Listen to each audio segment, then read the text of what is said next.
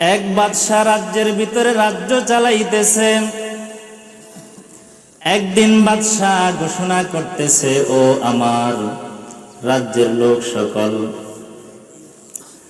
আমি বাদশা আজকে ঘোষণা করলাম, আমার রাজ্যের ভিতরে যত মহামূল্যবান সম্পদ থাকুক না কেন, আজকে যেই ব্যক্তি যেই সম্পদের উপরে হাত রাখবে, যেই ব্যক্তি যেই সম্পদকে হাত রাখতে পারব, আমি বাদশা আজকে ঘোষণা দিলাম ওই সম্পদ তার অধীন হয়ে যাবে।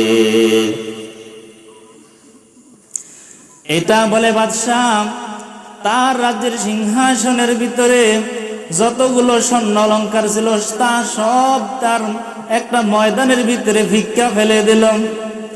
এবার বলতেছে যে যতটুকু পরিমাণ এই স্বর্ণ অলংকার, টাকা পয়সা, ধন সম্পদ যে যেটা আজকে ধরতে পারবা সেটার মালিক সে। কি কইছে? যে আজকে আমি আমার এই রাজ্যের ভিতরে যা আছে যে যেটা আজকে ধরতে পারবো সেটার মালিক সে। একদল লোক স্বর্ণ অলংকার টোকানের জন্য মাঠের ভিতরে নেমে গেছে। একদল লোক বাদশার সিংহাসনের একটা চেয়ার ধরে রাখছে, একটা খাট ধরে রাখছে।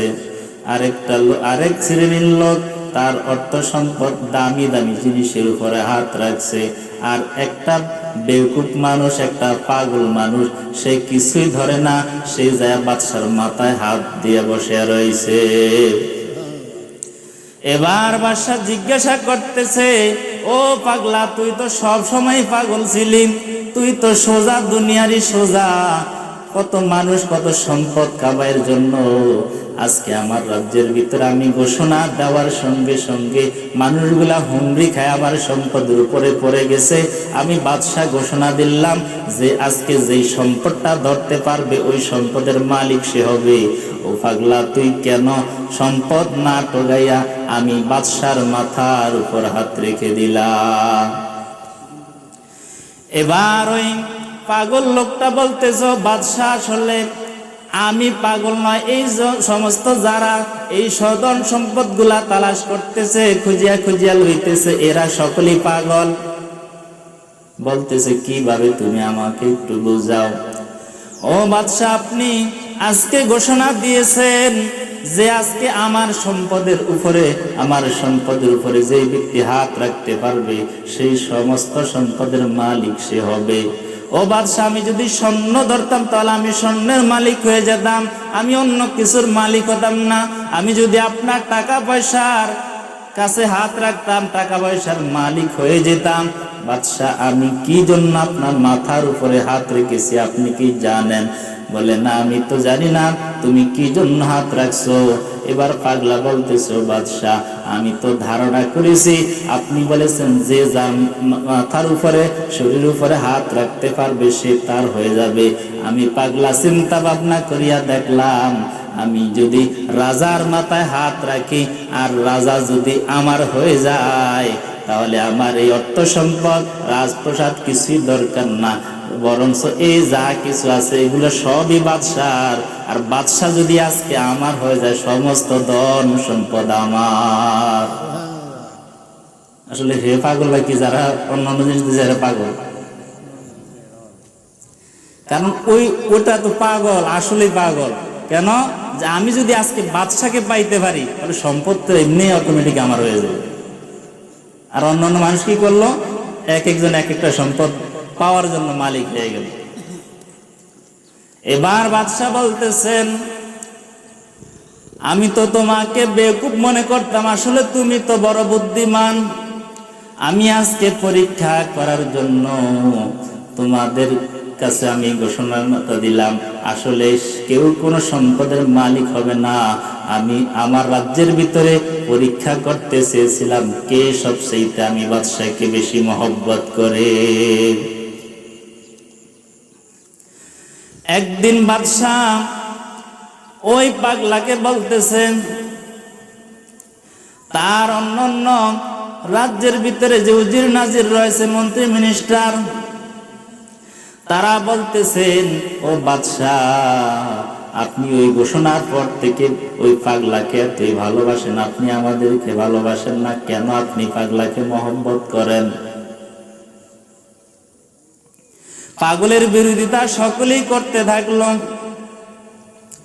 এবার বাদশা বলতেছেন, আমি আজকে তোমাদেরকে পরীক্ষা করার জন্য পাঠাইতেছি, যাও আমার রাজ্যের ভিতরের সবচাইতে বড় যে মুরগির খামারটা রয়েছে, মুরগির খামার থেকে প্রত্যেকে একটা করিয়া মুরগি নিবা। কি নিবা ভাই? মুরগি নিবা। প্রত্যেকটা মুরগি নিয়ে যে যেখানে পারো চলে যাবা, এমন জায়গায় যাইয়া মুরগিটাকে জবাই করবা যেখানে কেউ যেন না দেখে। কি বলছে?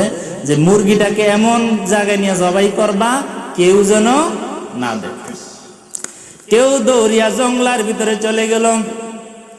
জঙ্গলার ভিতরে চলে যে জঙ্গলার ভিতরে কোনো মানুষজন চতুর্দিকে না তাকাইয়া, চতুর্দিকে তাকাইয়া দেখলো কোনো মানুষজন দেখা যায় না, অমনি সে মুরগিটা জবাই করে নিয়ে আসলো।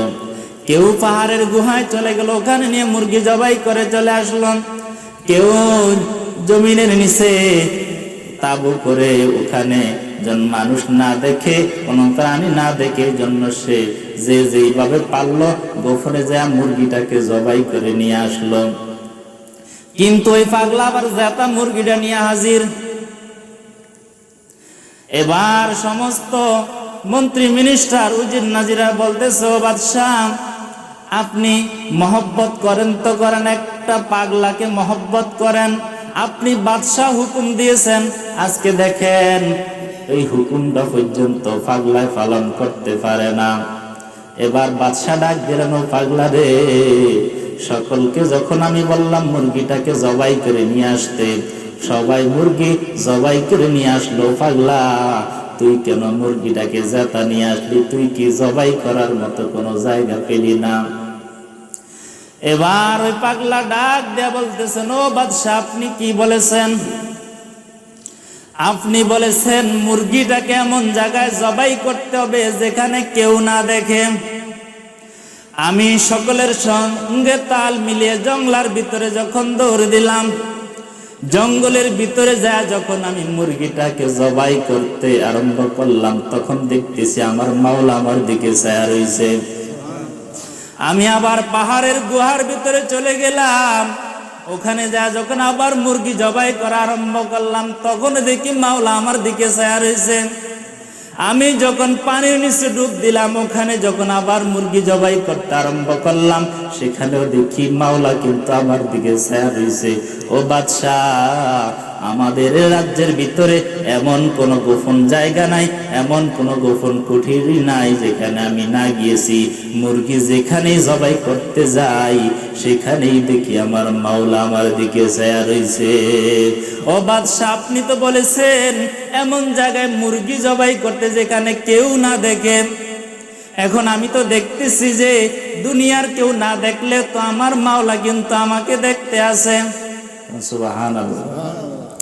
এবার বাদশাহ ওই পাগলাকে ডাক দিয়ে বলতেছেন, ও পাগলা রে, তুই আমার বুকের ভিতরে আজ আমি চিন্তা ভাবনা করি আজকে পরীক্ষা করিয়া দেখলাম যে ও পাগলা তোর চাইতে বুদ্ধিমান, তোর চাইতে আল্লাহর ওলি মনে হয়